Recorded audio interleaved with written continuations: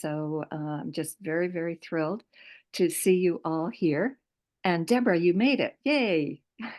She's she goes, remember, I'm technically challenged. So and that's a woman after my own heart because I absolutely, if I didn't get the help that I get from my students, it's like I don't know where I'd be today, but I've learned so much about Zoom because of this. The information you're going to receive today has come from Elizabeth, Claire Prophet, and Mark Prophet, who have channeled the Lords of the Seven Rays. I've tried to bullet point the essential information for them. Um, like Donna said, there are seven main colors of the rainbow. There are seven lords of the rays. Each color of the rainbow has a certain energy. The color that we're going to focus on today is blue. And you can see I'm totally in blue. My pants are blue, my shirt is blue, the jacket is blue. This is lapis lazuli, which is a beautiful blue shade. And it represents the power and will of God. And you're going to see by listening to and I'm pretty sure you're gonna be very familiar with either 4 or 5 of the past lives of this particular Lord of the Ray, who is known as El Morya, Morya. Um, his first past life that is recorded by Elizabeth and Mark is the well, I'm sorry, I'm not gonna start with that. I'm gonna start with the where I should have started immediately. I'm gonna start with the prayer of connection. So very gently close your eyes, take a deep breath in, exhale. Dear Mother, Father, God, divine, infinite spirit, source of all that is. I ask to be connected to you, to my higher self, and to the higher self of all here present. I ask for the assistance of the angels, the archangels, the ascended masters, the Reiki masters, but most especially Master Jesus, Master Buddha, Master Katumi, Saint Francis, Saint Germain, Saint Gabriel, Saint Raphael, Saint Michael, the Blessed Mother, the Divine Feminine, Mary Magdalene, Moses, Metatron, Melchizedek, and El Morya. I ask for the assistance of Metatron and his healing angels so that we each receive exactly what we need to receive and release what we need to release. I also ask for the assistance of the great rays, the lords and masters of the rays, and the archangels of the rays. I ask all of this in the name of Jesus the Christ and in the name of I am. And where I have to start is at the beginning. We create just like God created. God created in the void. And you can imagine the void as the blackest, blackest, blackest black that you have ever seen. And then as you imagine that, light one candle and recognize that you can see that candle, even one, in this immense blackness. Now light 2 candles, and you notice that the light gets stronger and brighter.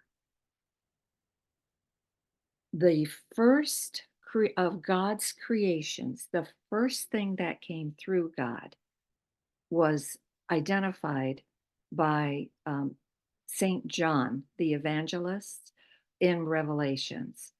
He wrote in his gospel, he started with the words, In the beginning was the Word, and the Word was with God, and the Word was God. Word is thought. It was through thought that God created. It is through thought that we create. And his first creations were the great rays. I know when I visualize them in my mind's eye, when I just close my eyes and I ask to be given an image of the great rays, I feel like I'm in a landscape where I'm looking out at a gazillion stars, and one by one, each being that fills up the space of this universe. They're giant, enormous beings. They go from the bottom of my vision to the top of my vision and across with their light. And they are, we're going to start with the color of the rainbow is red and then orange, then yellow, then green, then um, blue, then indigo or lavender, and purple or lavender. But in this case, the first ray that was created was blue. And the first ray, the energy of the first ray was power and will. That's what you have to associate with the first ray. That's what you associate with El Moria. And you, um, Donna, I don't know if you can help Yvonne, but she's having trouble getting in. Oh, did she And text you, yeah, Alice? she's calling me now, and Oh, obviously I can't take the call. I And I've lost don't, the screen. Um, you've lost the screen? I've lost the screen. We can hear you and see you if you Okay, would like to continue. all right. But I'll just do that because I just see my as long as you can hear me and see me, that's fine. I think the second she started calling, it flipped my, my oh, technology.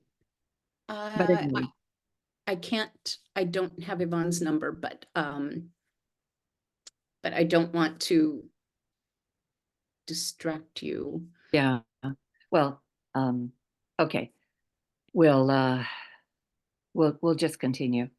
Um, so that the energy of God that is represented by the first ray is power and will.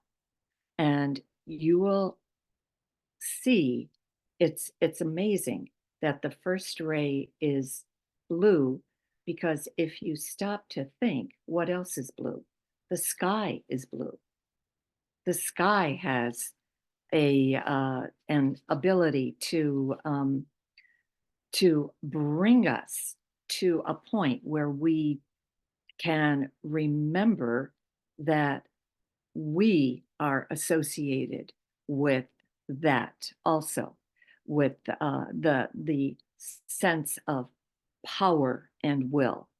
Um, the other uh, the other things that were so important with El Moria, as it is with every single one of the Lords of the Rays, is that they have an etheric retreat. And this is something Elizabeth Bava mentioned when she did her talk on Archangel Gabriel, that he also has an etheric retreat. Well, the etheric retreat of El Moria is in the Himalayan mountains. And the etheric retreat is especially important because it's in Darjeeling, India, in the Himalayan mountains, but it's especially important because the Wesak festival, which happens when the first full moon of in May um, shows comes up, which happens to be tomorrow, the ascended masters physically in their bodily form. Ah, I got you back. So I've got the screen back. Thank you. And they come in their bodily form to the retreat in the Himalayan mountains. So before you go to bed tonight, remember that happens tomorrow because the first full moon in May. I'm sorry, no, it's May, not April. So remember when you get to the first full moon in May, that to ask that in your sleep that you also travel to the etheric retreat, because I think you will end up being able then to have uh, more messages come in from this ascended master. Okay, let's start with his past lives. Like I said, you're going to know probably 4 or 5 of them. First one, Abraham. And Abraham is well known because of the fact that he was promised by God that he would be the father of all nations, that he would be the father of the entire Hebrew nations. And but the story um, that follows Abraham is the story of the fact that God told him to take his son to a mountaintop and sacrifice his son. And he did that. He was willing to do that. And before he struck his sword to kill his child, an angel of the Lord stopped him.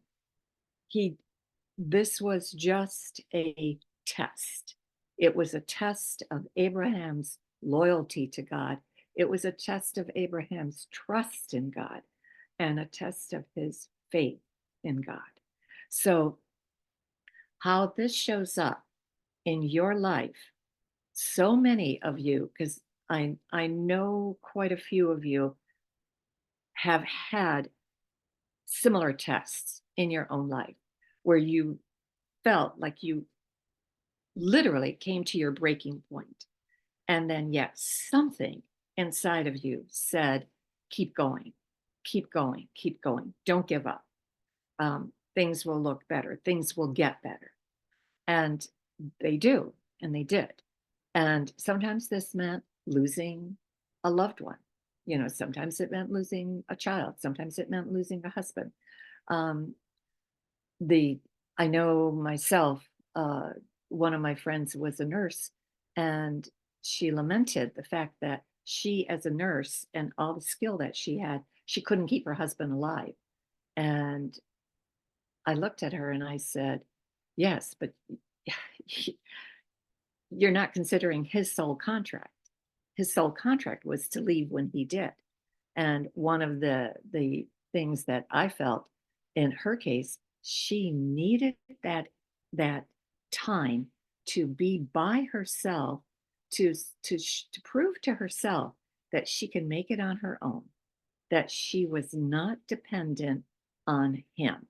And because before she treated him more like her son than she did her husband. It was an interesting dynamic.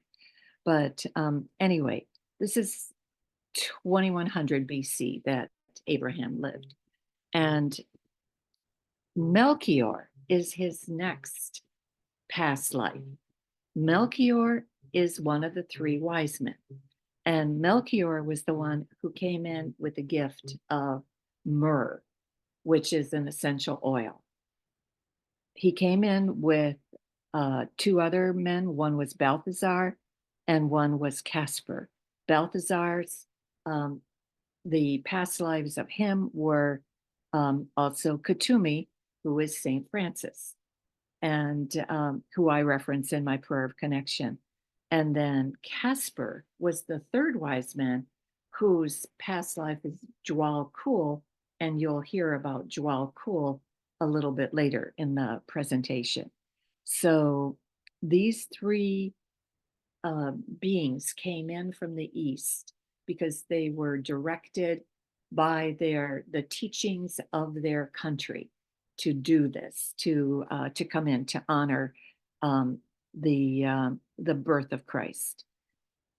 The next being that who and when you stop to think, um, how did they follow? How did the three wise men follow power and will? The theme of power and will. They had their teachings and their, that were scribed by their holy men of the countries they came from, and they also had a star guiding them.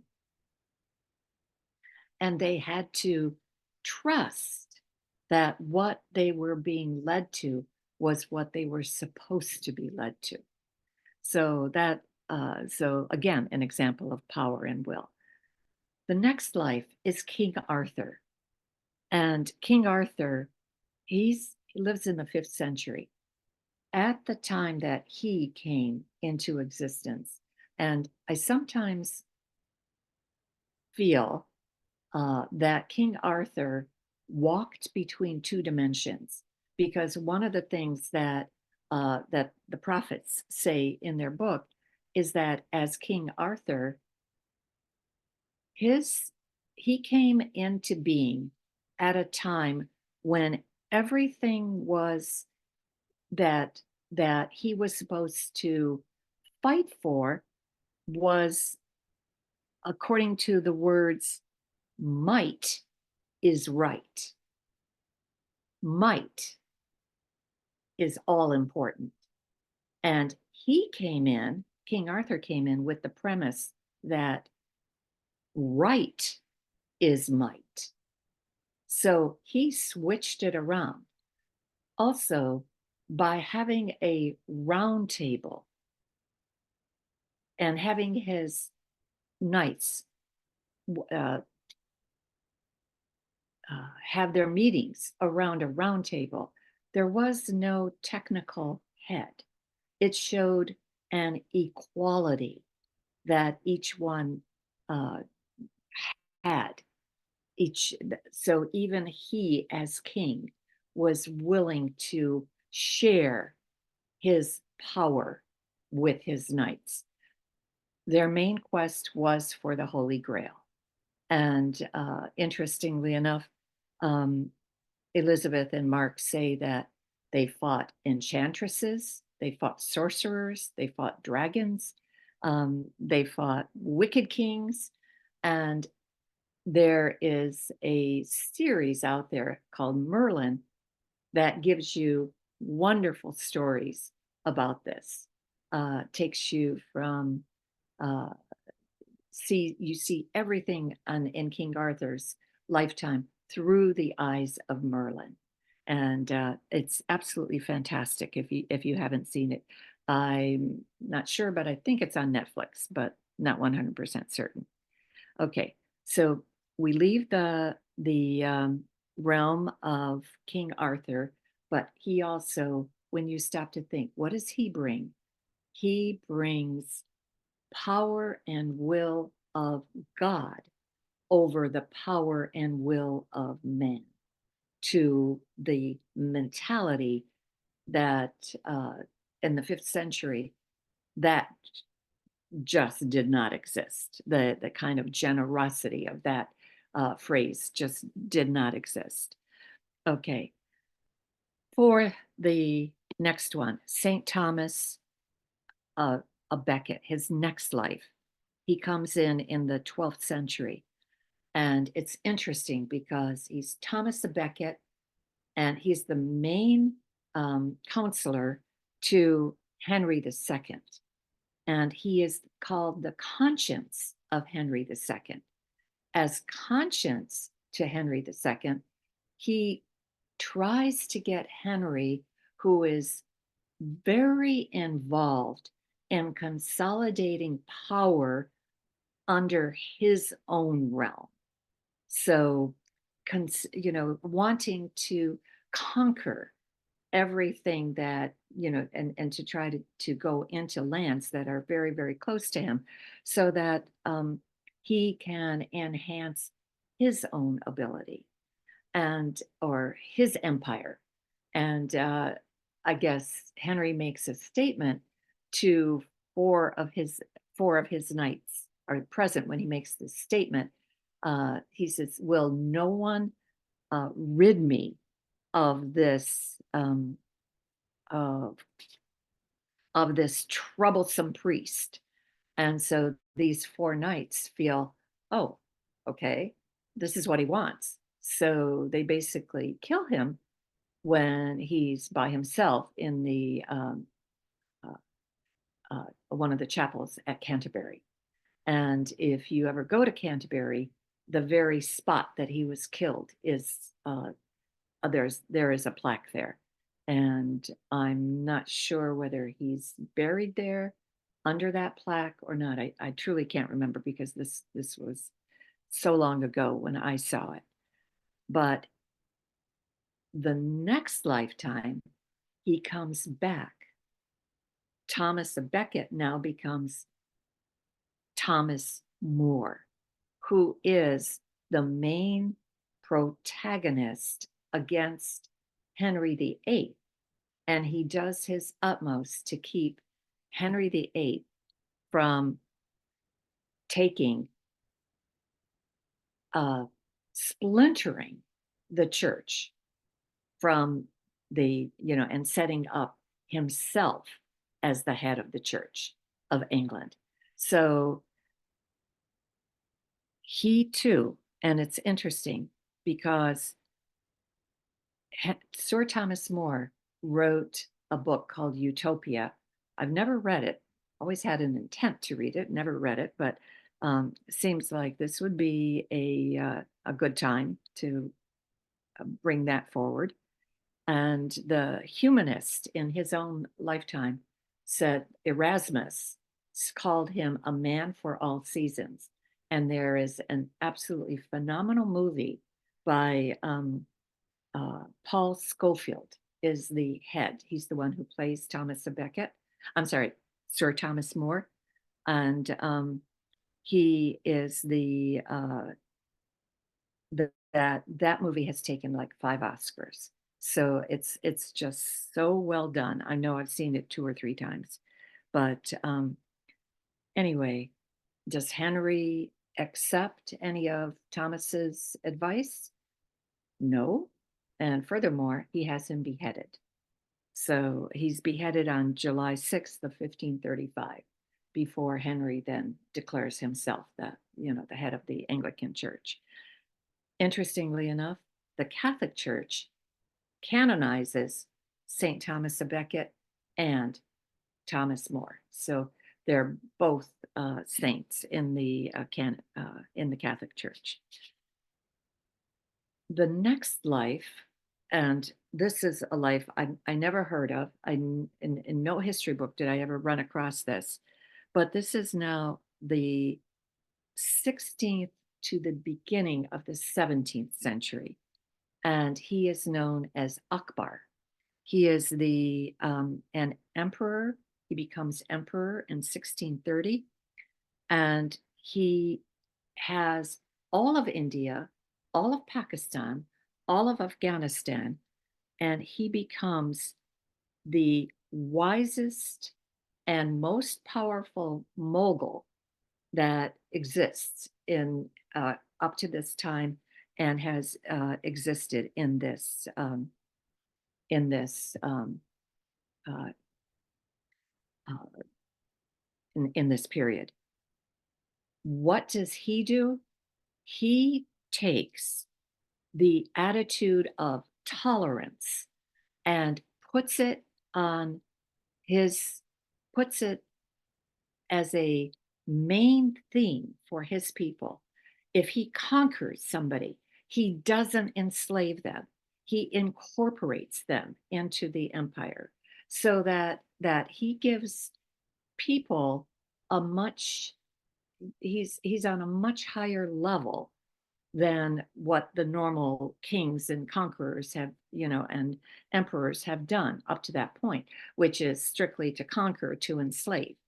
And but he has a social economic platform to also enrich his subjects, and just a very, very um, uh, heartfelt emperor.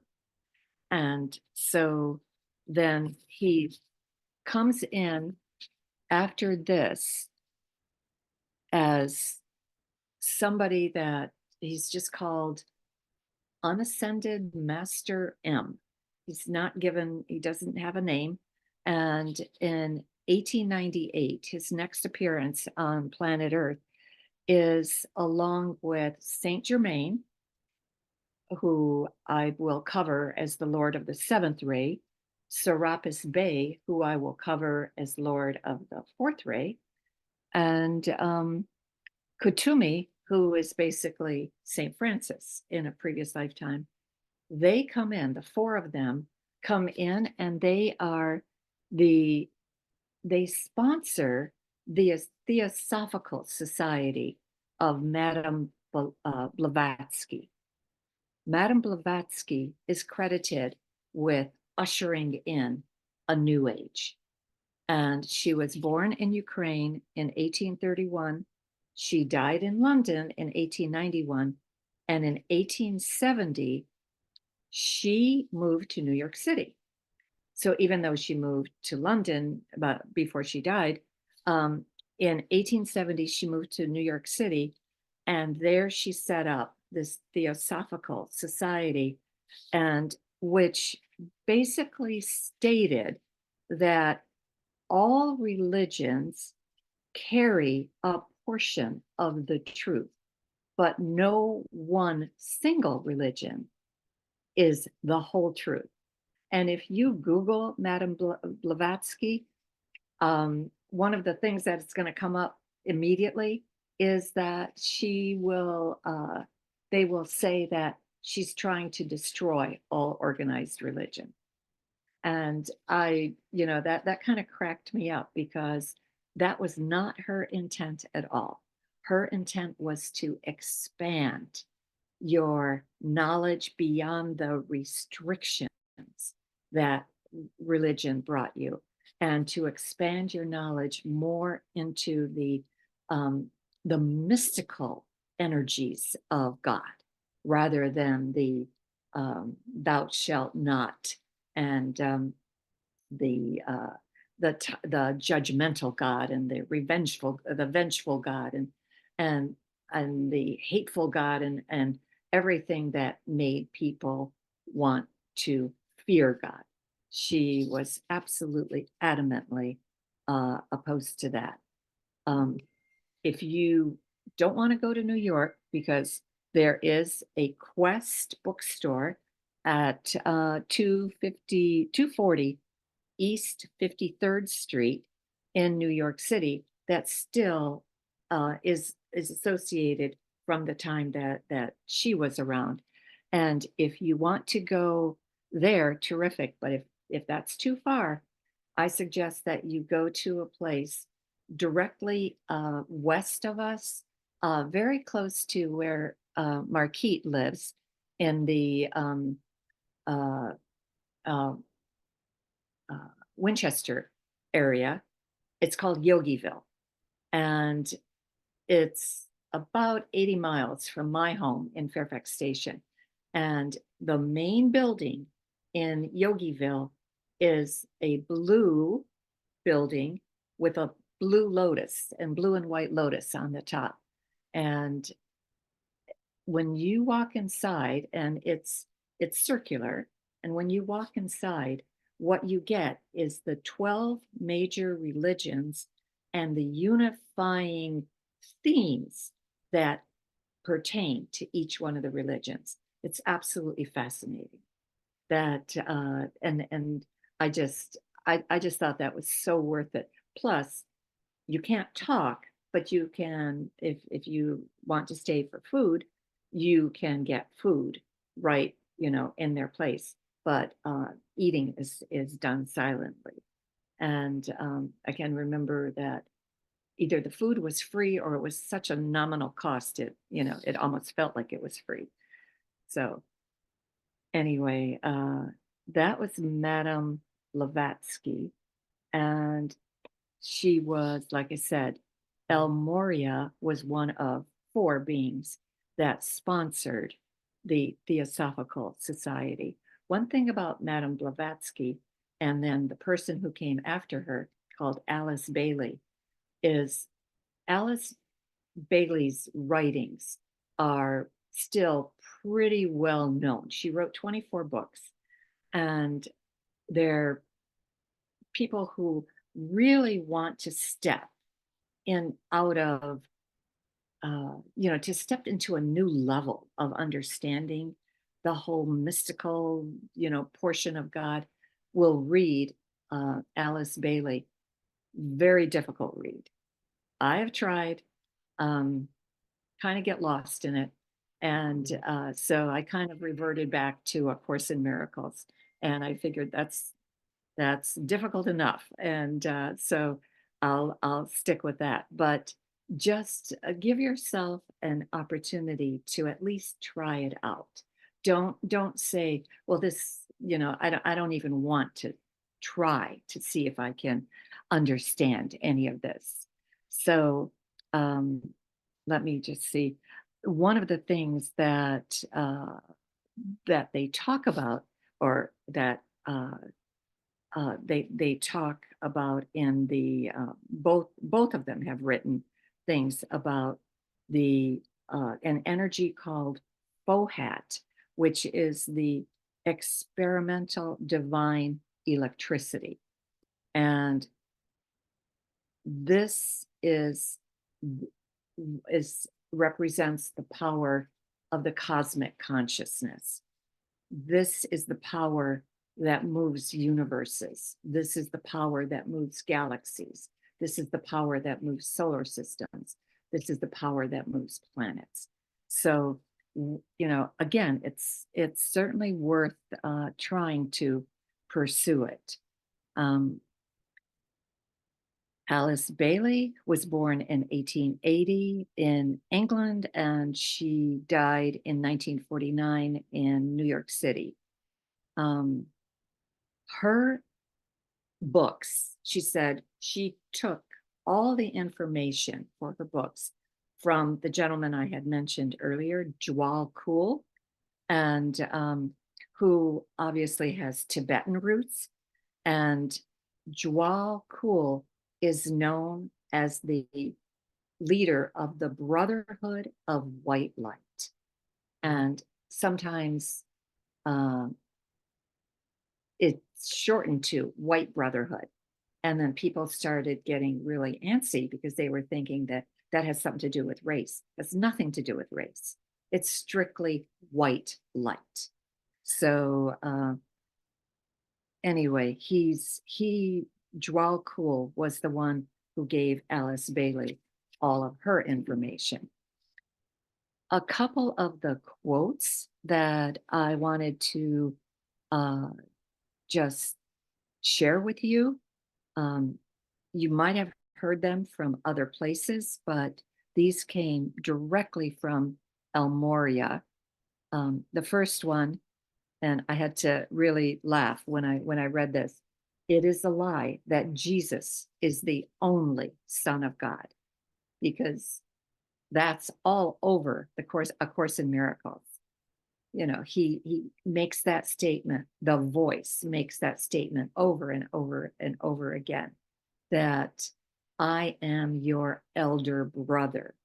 I hold out my hand for you.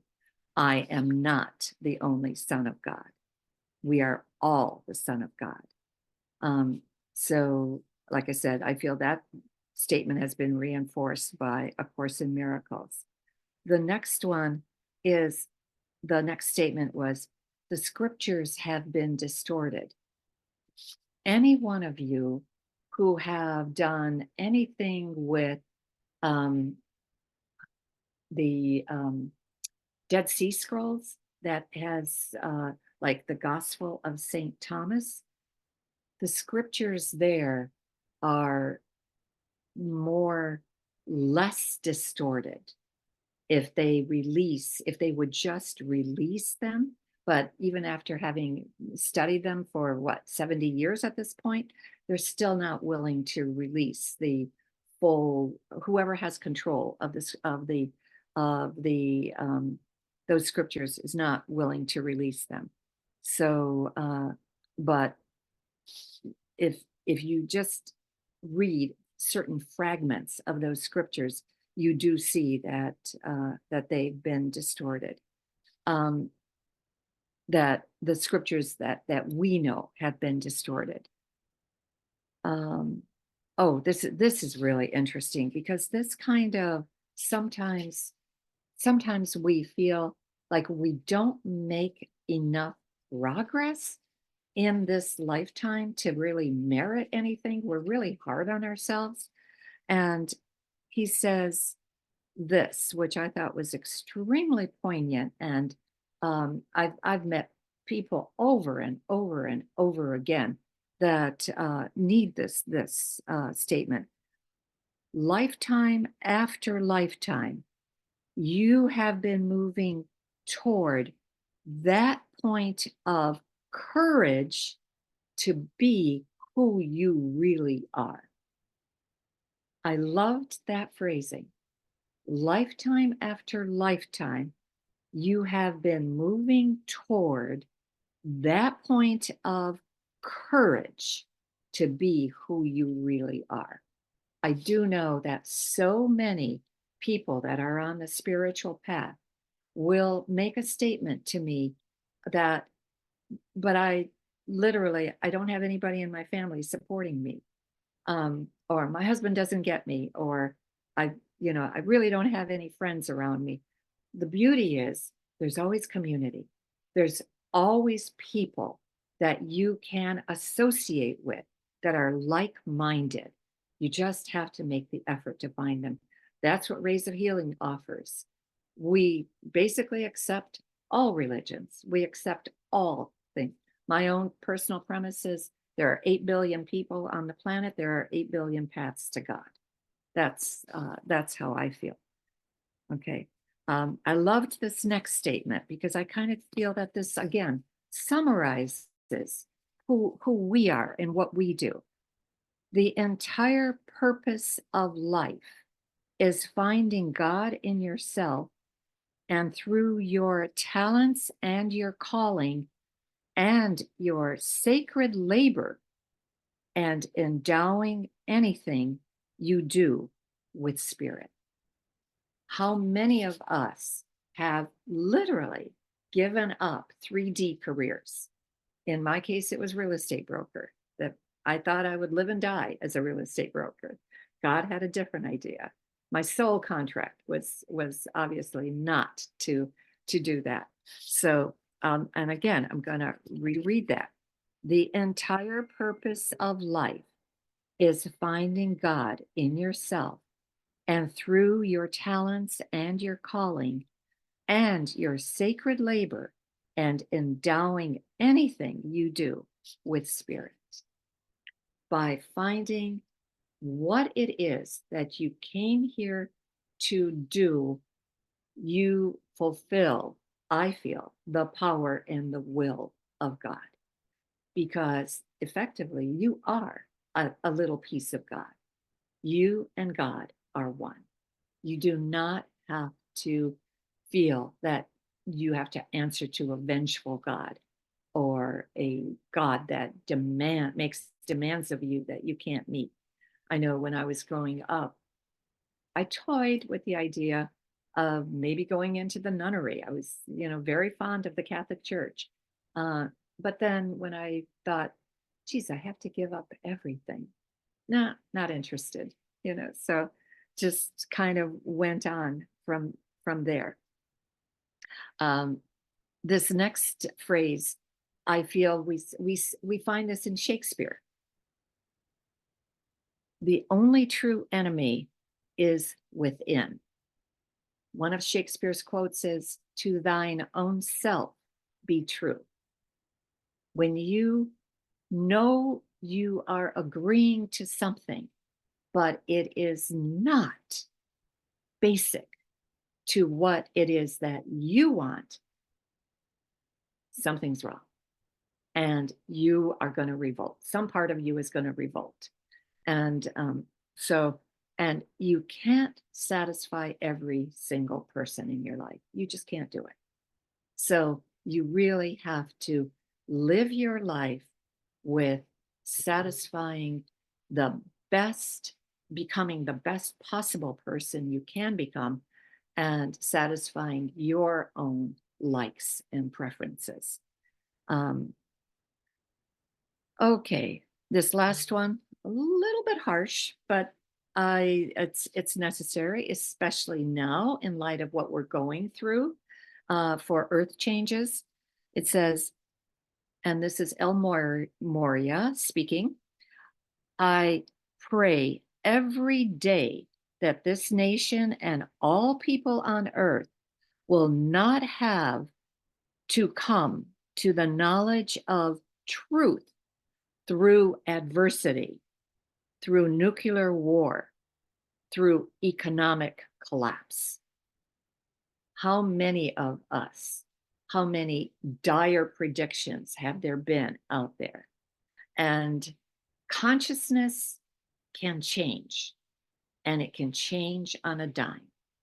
I mean, when you stop to think, 400 years ago, the Catholic Church would imprison Galileo because he had the effrontery to say that the Earth was not the center of the solar system, that the sun was. So he's, you know, uh, and and yet he muttered under, even though he was under house arrest, he could, and he realized if he said any more than he did, that they would kill him. They'd burn him at the stake or kill him. Eventually, the Catholic Church obviously had to accept that position. They just had to accept it.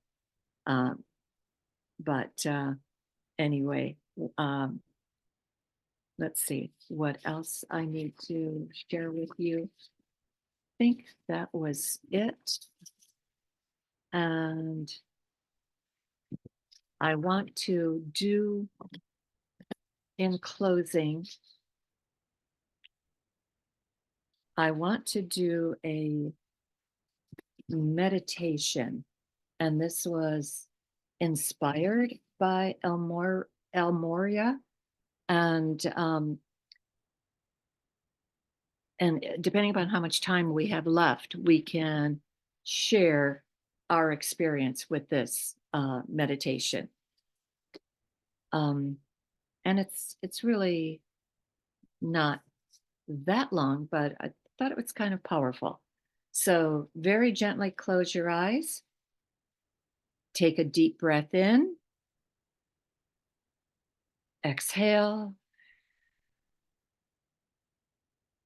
and now you're going to walk down 10 steps.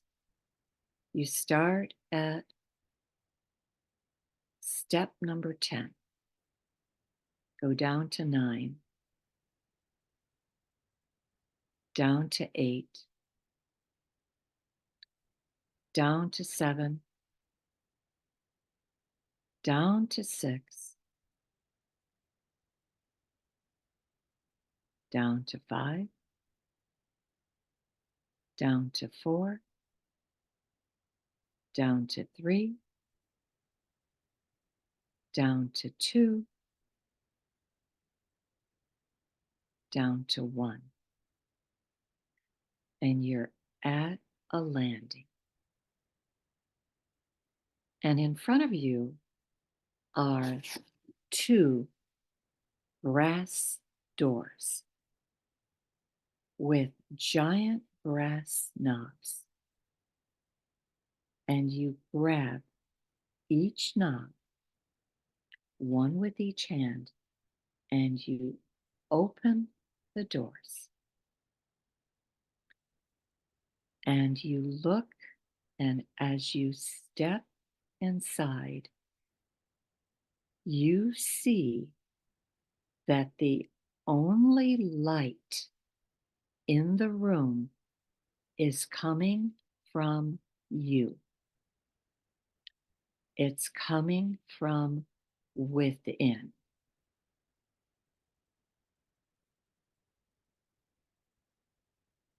And as you stand there, the light that you are reaches out and shows you that you are in a room that is encrusted with jewels. And your light makes each jewel sparkle. As your eyes adjust, you'll see the facets of the jewels glowing. Some are blue, some are red, some are green, some are yellow, some are white. And each jewel has many, many facets, many points that it's reflecting its light back to you. And you sense that every jewel has its own special healing energy. And as you stand there in the middle of this room, from a farthest corner, a being steps towards you. And this being is Morya, the Lord of the first ray, the same color as the fifth chakra. And this being gives you a message.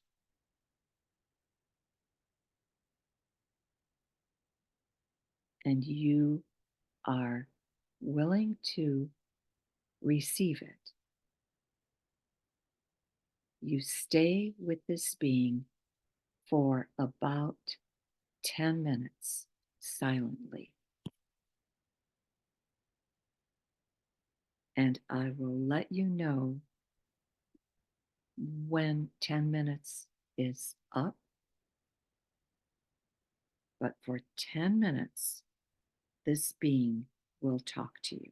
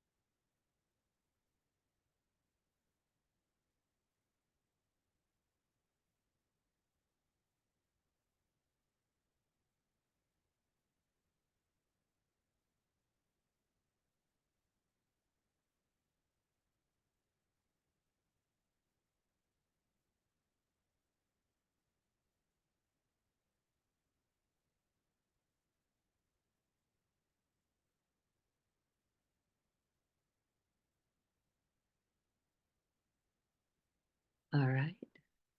Our time is up. Shar is having trouble getting in.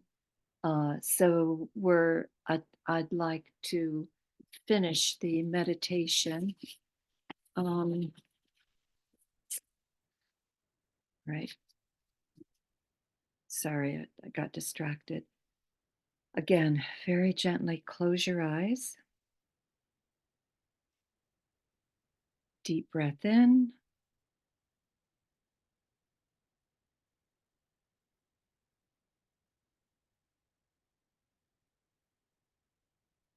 And now we are going to leave the warmth of this room, the warmth and the light emanating from the jewels, from the light reflecting off of you,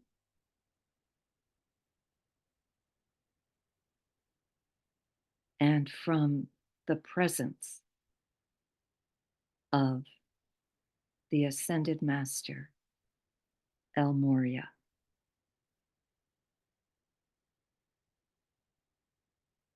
And as El Morya recedes, you turn and you look and find the walls that were encrusted with jewels gleaming back at you, but you also find the two doors that you entered. You take hold of the two knobs, you open the doors, and you leave the room, and you're faced with the stairs. So now you're ascending into stair number 1, and then number 2,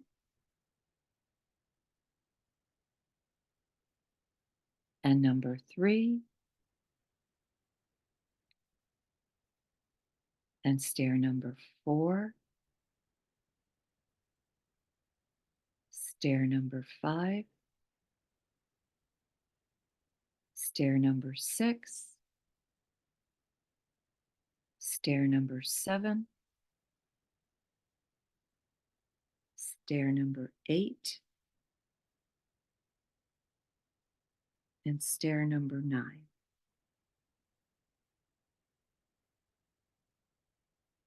And as you reach the 10th step, you are now back within your own environment. You're back in your own room, in your own space.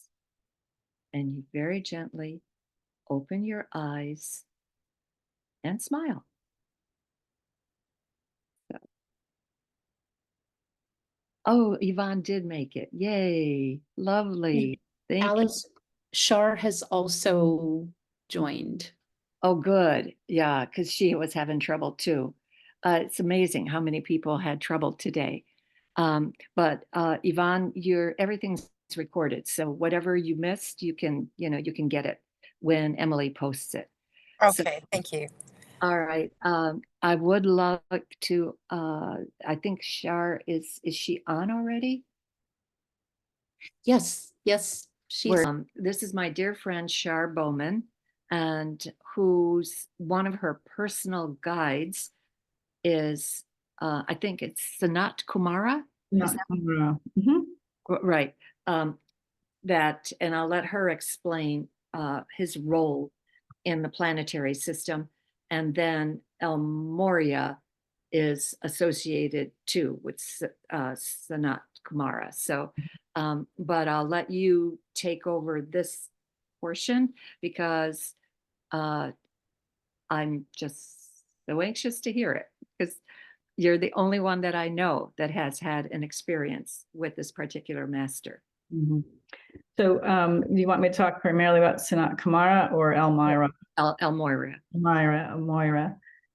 So, yeah, so Elmira came to me about 3 years ago while I was working on a important project, a very intense project. And it was in the context of being in flux around this project. It was a very deeply physical project in the sense that I was very connected with the earth and the earthly beings, natural beings, insects, etc. Working with the earth, but also was a very profoundly spiritual experience, and in the sense that it was kind of an unreal. Like I felt like I wasn't really fully present for myself in a lot of ways. So the reason I mention that is because prior to him coming to me, basically prior to him showing up for me, I was really in conflict with myself. And I was instructed very specifically by not only Sanat Kumara, but Saint Germain and some other beings to raise my vibration and do it very deliberately, especially on the days where I was specifically working on this project. And I knew that I was struggling to keep my vibration very high. And when I thought my vibration was high, it wasn't quite high enough. I know now, the reason this is significant, I know now that by raising my vibration deliberately and intentionally, that enabled him to connect with me. In other words, it's not to say he wouldn't come to somebody whose energy or vibration isn't high, but I think that it was the message and the path for me to connect with him. Even though I've been connecting with Sanat Kumara and many other guides by that time, for whatever reason, he really needed me to raise my vibration consciously and deliberately in order for him to come through for me. And when he did, I didn't know who he was. He didn't come in and say, "Hey, I'm Moira." It was the way I describe it is a presence who came to stand kind of in front of me in a very, very powerful, large energy, kind of like you meet people for the first time and you're like, wow, they just really have a lot of energy coming at you or whatever, even if they're not physically large. And it was his energy, his presence was very grounding and very large and forceful, but not in a bad way. And I just knew there was a presence in front of me. And I didn't really engage with it at first. Because I'm not a stranger to these kind of energies kind of coming up and hanging out and being near me. But I knew that this was a significant one. Being part of the first ray, which I know now, being I think that you pronounce it Shonan, of the first ray, like the representation of the first ray. He represents the earth and groundedness and connection with the root chakra. And again, I was in flux between what I was experiencing on the physical plane and what I was trying to do on the spiritual plane. So it's not surprising he came to me. His presence, if I were to put him into human form at that moment, kind of like the actor Topol and Fiddler, if I'm pronouncing his name correctly, on Fiddler of the Roof, very kind of just a big personality, vibrant but loving, and just a really good soul type of energy, but a little intimidating. The name didn't come to me until a few minutes later when I was kind of tapping into, like, who are you? What is this? And I couldn't understand what his name was. Like, it's not part of my normal vernacular, and I still have a struggle with pronouncing it.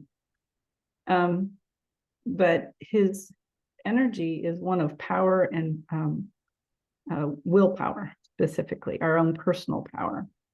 And the days leading up to that, between animal totems and conversations with Sanat Kumara and some of my other guides, this was about my willpower. This juncture in my life was about my persistence and willpower to persist. And that's what he's about. He's about, really tapping into that moment of decision. Am I going to proceed? Am I going to persist? Am I going to allow my personal energetic will to shine through, or I'm just going to kind of step back and let life take control of me? So he came to me at a very specific point in my life. Being one of the lords, or the lords of the Lord of the first ray, his energy also represents divine will. So this is why it was even more profound, because it's the dichotomy between physical, personal determination and will to see through something like a really difficult project that has a lot of emotional layers attached to it, or consequences attached to it, or whatever. And then knowing that my higher self was operating at the highest vibration that I could physically at the time, deliberately. And so divine will through him came forward for me. So that kind of duality between who we are physically and who we are spiritually is really why he was showing up for me at the time. He's come forward in the past through other past lives, through like Abraham and King Arthur, Sir Thomas Becket, Thomas More, and others that I've heard about. He has worked in tandem with Sanat Kumara on many different ways, from what I understand. He doesn't really speak specifically to me like I feel Sanat Kumara does. Like I have conversations with Sanat Kumara, and not in the same way I'm having conversations with you, but asking and hearing an answer, or knowing that, like Sanat Kumara comes to me and he puts his hand on my left shoulder just to say, I'm here, my presence is here, I'm ready for you to tune in to me, or whatever. It hasn't been the same with Morya. It's more of a, this is going to sound kind of odd, and I don't mean it to sound negative, but like when a dark cloud goes behind the sun, it's kind of this kind of like shift in awareness and a shade, but not in a negative way. I don't know if that makes sense. It's just kind of this, but it's outside. It's not a personal engagement per se. And it's almost, and it doesn't happen very often. He has not come through for me nearly as much as Sanat Kumara it has, but it's usually in those moments where I know better and I'm not operating at my full highest capacity or my highest energy. And it's kind of like that tough love parent that walks in the room, like, do we have to have a conversation now? Type of energy, but very loving. Yeah, again, he's about divine will, divine wisdom, divine faith, and love in ourselves. He also was instrumental, and this is something that he hasn't shared with me, like through these connections, but that I understand from an author I read about, because I was curious to know who this spiritual entity was. Apparently, Elmira was very instrumental in preparing the Earth for the COVID crisis. Basically saying physically, this is a wake-up call. We need to be shaken up and out of our unconscious behavior. And so he was channeled by a couple people right prior to, or as COVID was being launched onto the planet, so to speak. So he is about, the other thing that I noticed in my experience with him is this dualistic nature, or this dualistic turmoil, if you will, that I was going through personally, was about fear. I was just fluctuating back and forth between will and excitement and high vibration, and then just profound fear and insecurity and doubt and all those things. And his message to me in that time, I wouldn't say on that day, but in that time, was when we are prepared, there's no room for fear. And what I took that is when we prepare our energy, when we get ourselves centered and grounded and operating at the highest vibration possible, we're prepared for anything. We can face anything, we can navigate through anything, anything from here, or outside of ourselves. And that goes back to, divine will and willpower. I'm trying to think if there's anything else. There were actually quite a few things I wanted to share, but I want to check in real quick and take a pause after talking for the past 5 minutes and see if anybody has any questions, or if there are other things you would like me to go ahead and share. Shar, I'd love for you just to very briefly just say what the role Sunat Kumara has and who he is. My understanding is he's the planetary logos, but that's all I know about him. I read a whole book on him once, but that was, I don't know, 5 years ago. And I think I've forgotten just about everything I've read. Yeah, well, So. likewise, there's a lot of things there, but he's actually meant to be the next, in this era of new consciousness, the age of consciousness that we're moving into, he is meant to be the Lord of all civilization. He's moving back into that role. Apparently he was eons ago, but he's meant to be moving into the Lord of civilization. Now he also works in tandem with Morya, so not exclusively and not in all situations, but he and Morya have been working in unison with these energies. So my understanding right now is that in this new age of consciousness, he is meant to be the Lord of all civilization. He is the energy and the essence of the planet Venus. He represents love, represents self-love, and all that goes along with that energy. He has a very paternal energy to him. And I can say that with pretty much anybody. I do feel that, at least in my experience with him, he has been just kind of that fatherly presence that is lovingly teaching us how to be higher in our consciousness, and deeper in our consciousness and higher in our vibration. He is the planet Venus in that energy. And you're right, he is, and those are kind of the details that I know, right now, but there is a book on him, and he has been part of the, from what I understand, he was the initiator, the beginning of the I Am theological understanding, and I'm not portraying that correctly, but he is one of the roots of the I Am energy. And so what I mean by that is, when Sunat Kumara came to me specifically for the first time, it was when I was working with child parts, my own child parts, and healing different age levels. And he came in as a very fatherly presence that took my hand and showed me who I was at these different youthful ages, not just in this lifetime, but other lifetimes, and those moments that I discerned my next level of maturity. Does that make sense? Kind of like, showing my lifetime in front of me, saying, yeah, this lesson led you to be a little more mature in this instance, and now you're more like a 7-year-old. This taught you to be more like a 12-year-old. So very instructional too.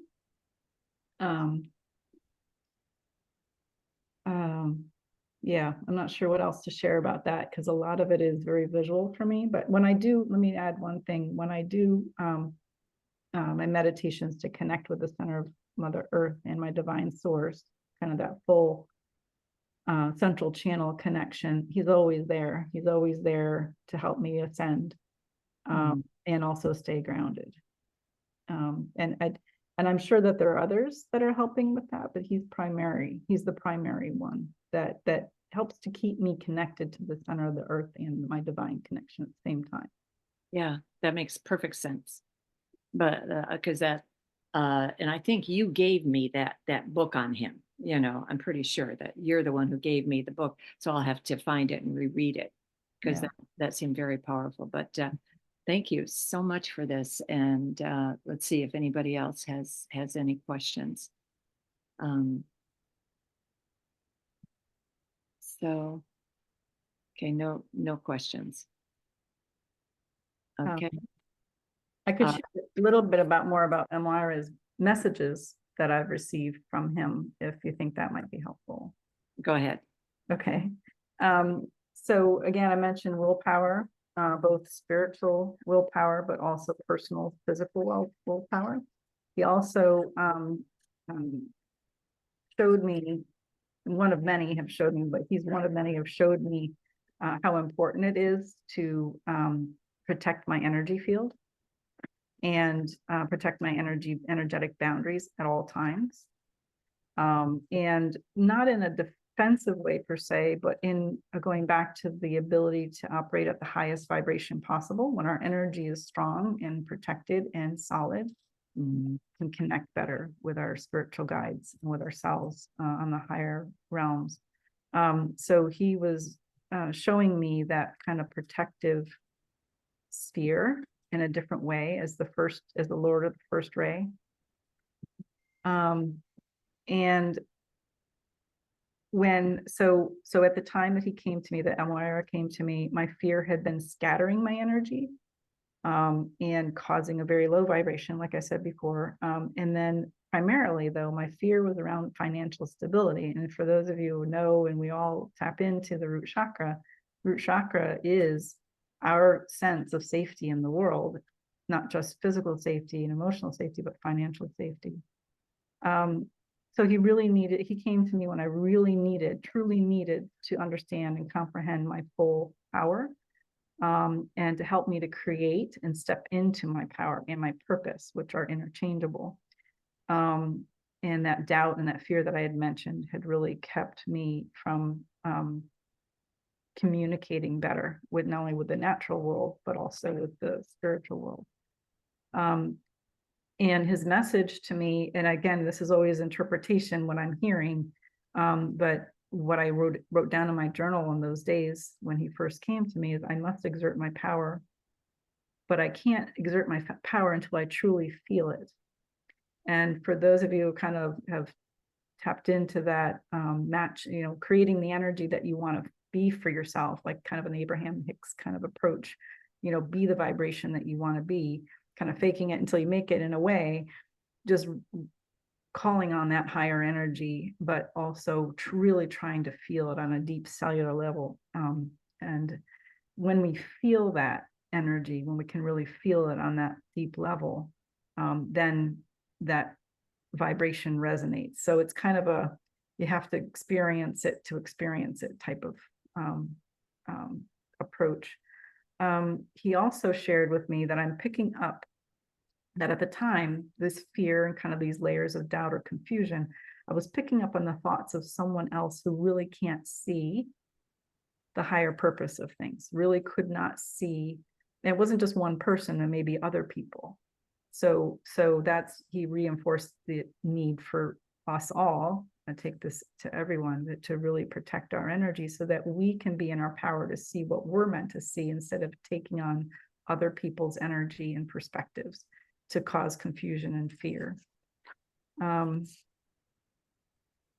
So the most profound thing that he gave me at that time was a proclamation. And I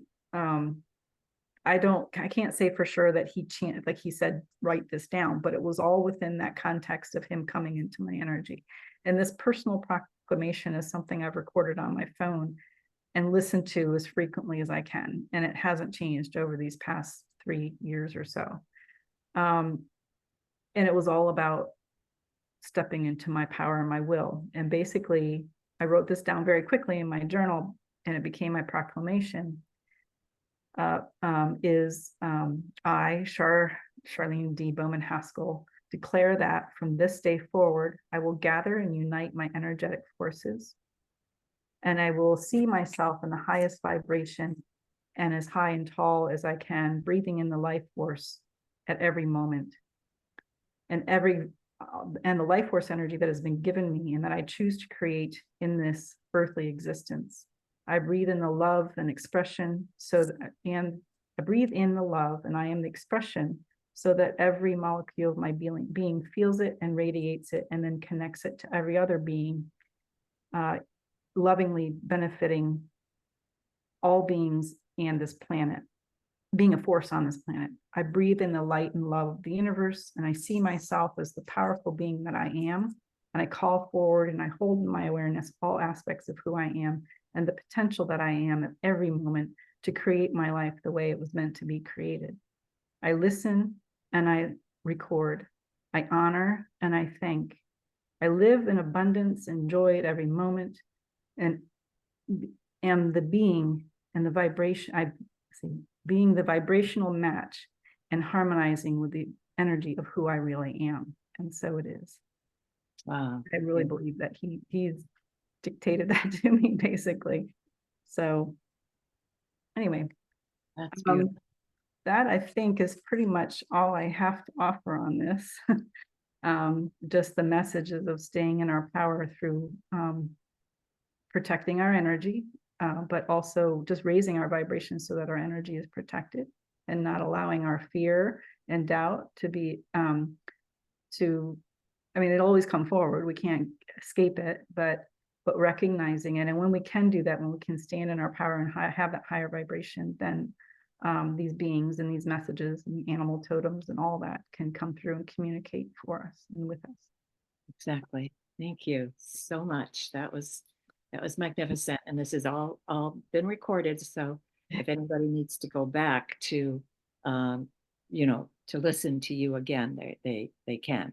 And it's interesting because, every past life that you brought in, I had already covered, including Akbar, the emperor. So it was great. But thank you, Shar. That was absolutely magnificent. And I know I have to leave because I have a 2:00 class that is going to start in less than half an hour. But next month, I will be going over Serapis Bey, who is the Lord of the second ray. And that ray is yellow. So you've got blue and yellow. And again, I haven't had any personal experience with him. Well, okay, I'm being corrected that all the Chinese artifacts in my house are his influence. So that's kind of interesting. So, but I thank you all for being here. It was just wonderful. I'm really so pleased because when I checked Meetup, it said 5 people were coming, and I thought, well, I have 5 people, which is better than none, So, Excuse me, Alice, yes. before you close, this is Donna. Before you close, in the chat, people have asked if you could, they asked about the movies that you referenced. Merlin was Yes. one, and then A Man for All Seasons. But Right. is it called Merlin? Is it Merlin a movie? is a series. A series. Yeah, it's a series. I can't remember how many, maybe 26, 25, 20, something like that. So that was on Netflix. So that's, and it's a whole, you stream it, and it was free. You don't have to pay. And Man for All Seasons is absolutely a movie. I didn't Google it before, so I don't know where it is, but I'm sure it's still out there. It's phenomenal. It's about St. Thomas More. Thank you. Thank you. All right. And thank you again, Shar. What a great way to close. Beautiful. Thank you both so much. It's been amazing. Thank you. Thank you, Elizabeth. Take care. Thank So you. happy to see you all. Thank you. Thank you.